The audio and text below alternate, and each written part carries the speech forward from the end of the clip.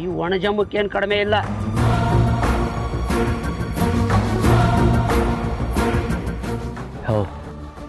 ನಾವು ಅವ್ರ ಬೀಗರು ಕಣೆಯ, ಹೆಣ್ಮಕ್ಳಿದ್ದಾರೆ, ಸ್ವಲ್ಪ ಮರ್ಯಾದೆ ಕೊಟ್ಟು ಮಾತಾಡು.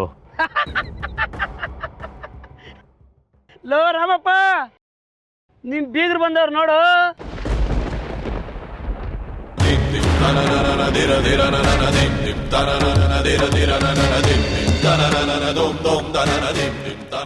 ಹೆಣ್ ಕೊಡ್ತಾರ ಕೇಳಪ್ಪ.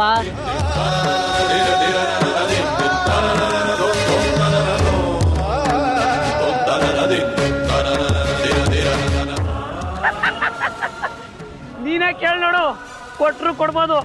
ಒಳ್ಳೆ ಕಳ್ರಿದ್ದಂಗ ಅವ್ರೆ.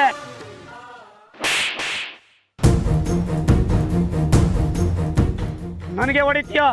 ಎಷ್ಟೇ ದುರಹಂಕಾರ ನಿನ್ಗೆ? ದುರಹಂಕಾರ ನನಗಲ್ಲ ಕಣೋ, ನಿನಗಿರೋದು. ಒಬ್ಬ MLA ಮನೆ ಮುಂದೆ ಬಂದ್ ಜನನ ಹೇಗ್ ಮಾತಾಡಿಸ್ಬೇಕು ಅನ್ನೋ ಸೌಜನ್ಯ ಇಲ್ಲ ನಿಮ್ಗೆ. ಹೆಣ್ಮಕ್ಳನ್ನ ಕಂಡ್ರೆ ಕಿಚ್ಚಾಯಿಸ್ಬೇಕು ಅನ್ಸುತ್ತಾ ನಿಮ್ಗೆ? ಏನ್ ತಿಳ್ಕೊಂಡಿದ್ಯಾ ನಮ್ಮನ್ನ? ವಿಕ್ರಮ್ ಸಿಂಹ ಸಾಹೇಬ್ರನ್ನ ಮದ್ವೆ ಆಗ್ತಿರೋ ಹುಡುಗಿ ನಾನು. ಬೀಗ್ರು ಅಂತ ಹೇಳಿದ್ರು ಕೇಳಿ ಮಾಡ್ತೀರಾ?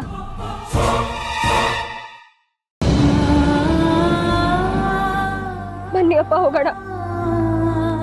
ಎಷ್ಟು ಅವಮಾನ ಆದ್ಮೇಲೂ ನಾವಿಲ್ಲಿರೋದ್ ಬೇಡ. ಲೆಕ್ಕ ನಿಂತ್ಕೊಳ್ಳೆ. ಕೋಪ ಮಾಡ್ಕೋಬೇಡ್ವೆ.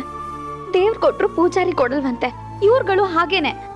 ಯಾರೋ ಕೋತಿಗಳು ಆಡಿದ ಮಾತುಗಳನ್ನ ಯಾಕೆ ಸೀರಿಯಸ್ ಆಗಿ ತೋತಿದ್ಯಾ? ಈ ಸೆಕ್ಯೂರಿಟಿ ಮಾತುಗಳಿಗೆಲ್ಲ ನಾವು ಕೋಪ ಮಾಡ್ಕೊಂಡು ಸಾಹೇಬ್ರನ್ನ ದೂಷಿಸಿದ್ರೆ ಏನ್ ಫಲ ಹೇಳು? ನಡೀರಿ ಒಳಗೆ. ಹೇಗಪ್ಪ ಹೋಗೋದು?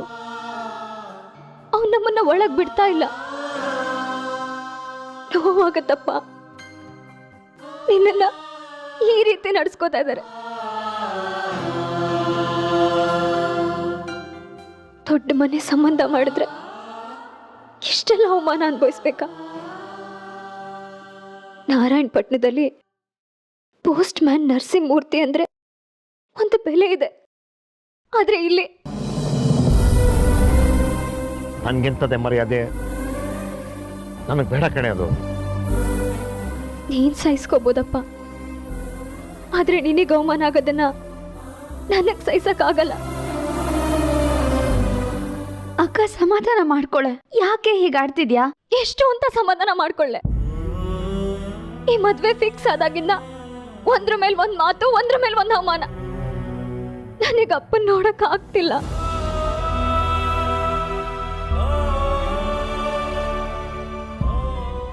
ಇಷ್ಟೆಲ್ಲ ಅವಮಾನ ಸಹಿಸ್ಕೊಂಡು ಈ ದೊಡ್ಡ ಮನೆ ಸೊಸೆ ಆಗ್ಬೇಕಾ ನಾನು?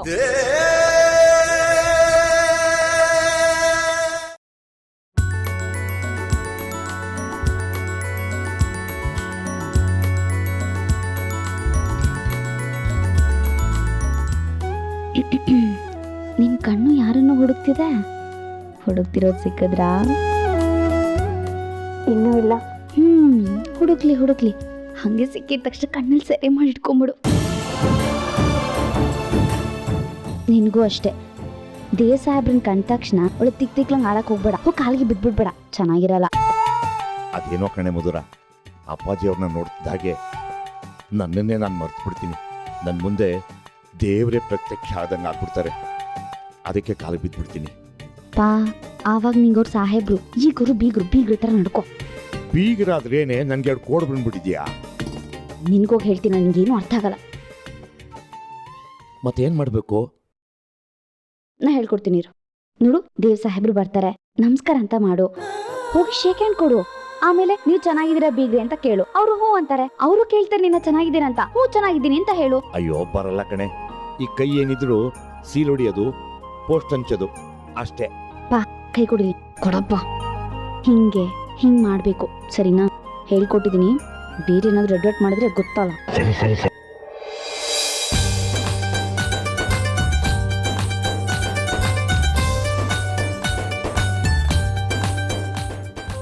ನಮಸ್ಕಾರ ನಮಸ್ಕಾರ.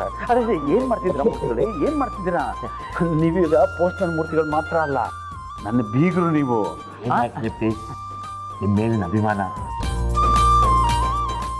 ಲೇ ಅಕ್ಕ ಈಗ ತಾನೇ ಹೇಳ್ಕೊಟ್ನಲ್ಲೇ ನಮ್ಮ ಅಪ್ಪಂಗೆ ಬೀಗ್ರ ಥರ ನಾಡ್ಕೊ ಅಂತ ಹಾಗೆ ನೋಡು ಹಲ್ಗಿಂಚ್ಕೊಂಡು ಓಡೋಗ್ಬಿಟ್ಟಿದ್ದಾನೆ. ಹಳೆ ಕಾಲದ ಸಂಪ್ರದಾಯ ಕಣೆ, ಎಲ್ಲಿ ಬಿಡ್ತಾರೆ, ಎಷ್ಟು ಹೇಳಿದ್ರು ಕೇಳಲ್ಲ. ಬರಲಿ ಇರು ಮನೆಗೆ. ಬಾ ನಾವು ಹೋಗಿ ಕಾಲಿಗೆ ಬಿದ್ಬಿಡೋಣ. ಹಾಂ, ದೇವ್ರೊಳ್ಳೆ ದೇವ್ರೊಳ್ಳೆ ಹೇಳಿ ಕೂತ್ಕೊಳ್ಳಿ ಕೂತ್ಕೊಳ್ಳಿ. ಮೂರ್ತಿ ಏನು ಮಾಡ್ತಿದ್ದೀರಾ? ಹೇಳಿ ಮೇಲೆ ಸೋಫಾ ಮೇಲೆ ಕೂತ್ಕೊಳ್ಳಿ ಕೂತ್ಕೊಳ್ಳಿ ಕೂತ್ಕೊಳ್ಳಿ. ನೀವು ಕೂತ್ಕೊಮ್ಮ, ಕೂತ್ಕೊಳ್ಳಿ. ಪರವಾಗಿಲ್ಲ. ನನ್ನ ಮಕ್ಕಳಿಗೆ ದೊಡ್ಡವ್ರ ಮುಂದೆ ಕೂತು ಅಭ್ಯಾಸ ಇಲ್ಲ. ಕೂತ್ಕೊಳ್ಳಿ, ನಾನು ಹೇಳ್ತಿದ್ದೀನಲ್ಲ, ಕೂತ್ಕೊಳ್ಳಿ ಕೂತ್ಕೊಳ್ಳಿ. ನೋಡಿ, ನಮ್ಮ ಮನೆಯಲ್ಲಿ ದೊಡ್ಡವರು ಚಿಕ್ಕವರು ಅಂತ ಯಾವುದೂ ಇಲ್ಲ, ಎಲ್ಲರೂ ಒಂದೇ. ಇನ್ನು ಮುಂದೆ ಈ ಮನೇಲಿದ್ದಾಗ ಯಾವ ಸಂಕೋಚನೂ ಇಟ್ಕೋಬೇಡಿ.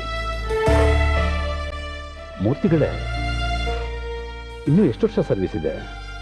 ವರ್ಷ ಎಲ್ಲಿ ಅಪ್ಪಾಜಿ, ಇನ್ನು 2 ತಿಂಗಳ ರಿಟೈರ್ಡು. ಗ್ರಾಜ್ಯುಟಿ PF ಎಲ್ಲ ಬಂದ್ಬಿಡುತ್ತೆ. ಮೇಘದ ಒಂದು ನಿಮಿಷ ಬಾಮ್ಮ. ಭದ್ರಾ ನೀನು ಬಾ, ಅವ್ರು ಮಾತಾಡ್ತಾ ಇದ್ವಿ.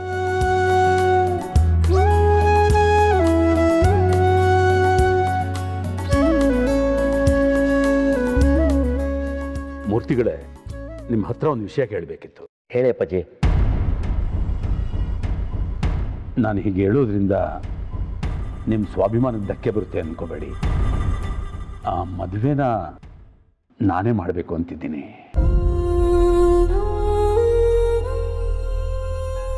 ಇದೇನಪ್ಪಾಜಿ ಹೀಗನ್ಬಿಟ್ರೆ?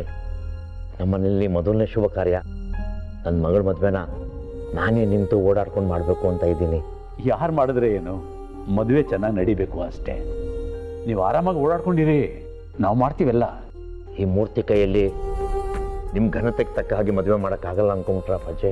ಛೆ, ನಾನು ಹೇಳಿದ ಅರ್ಥ ಅದಲ್ಲ. ನೀವ್ಯಾಕೆ ಹಾಗೆ ಭಾವಿಸ್ತಿದ್ದೀರಾ? ಆ ಪೋಸ್ಟ್ ಮ್ಯಾನ್ ಮೂರ್ತಿ ಕೈಯಲ್ಲಿ ಮದುವೆ ಮಾಡೋಕ್ಕಾಗದೆ ಎಲ್ಲ ಗಂಡಿನ ಮನೆಯವರೇ ಮಾಡ್ಕೊಂಬಿಟ್ರು ಅಂತ ಜನ ಆಡ್ಕೊತಾರೆ ಬುದ್ಧಿ. ನಾನೇ ಮಾಡ್ತೀನಿ.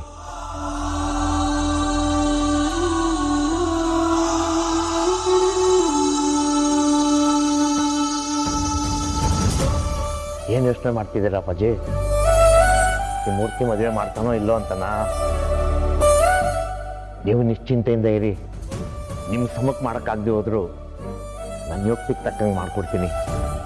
ಈ ಶುಭ ಕಾರ್ಯನ ಅಚ್ಚುಕಟ್ಟಾಗಿ ನಡೆಸ್ಕೊಡ್ತೀನಿ. ನೀವೇ ನಿಶ್ಚಿತಾರ್ಥನ ಮೆಚ್ಕೊಂಡಿದ್ರಲ್ಲ ಅಪ್ಪಾಜಿ. ಆಯಿತು ಮೂರ್ತಿಗಳು, ನೋಡಿ, ಗ್ರ್ಯಾಂಡಾಗಿ ಮಾಡೋದು ನಮ್ಗೆ ಇಷ್ಟ ಇಲ್ಲ. ನಾರಾಯಣಪಟ್ಟಣದ ನರಸಿಂಹಸ್ವಾಮಿ ದೇವಸ್ಥಾನದಲ್ಲಿ ಸಿಂಪಲಾಗಿ ಮಾಡಿ ಮುಗಿಸಿ, ಆಯ್ತಾ? ಹಾಗಂತೀರಾ? ನೋಡಿ, ನಾರಾಯಣಪಟ್ಟಣ ನನ್ನ ಕ್ಷೇತ್ರ, ಈಗ ನನ್ನ ಮಗನ ಕ್ಷೇತ್ರ.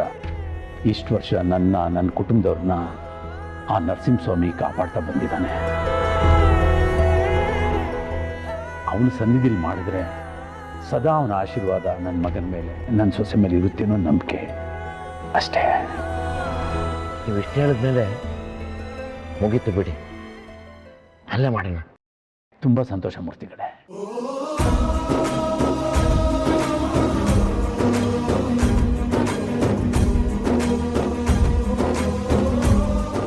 ನಿನ್ ಕುತ್ತಿಗೆಗೆ ಹಾಕೊಂಡಿದ್ಯಲ್ಲ ನೆಕ್ಲೆಸ್ಸು, ಪ್ಯೂರ್ ಗೋಲ್ಡ್.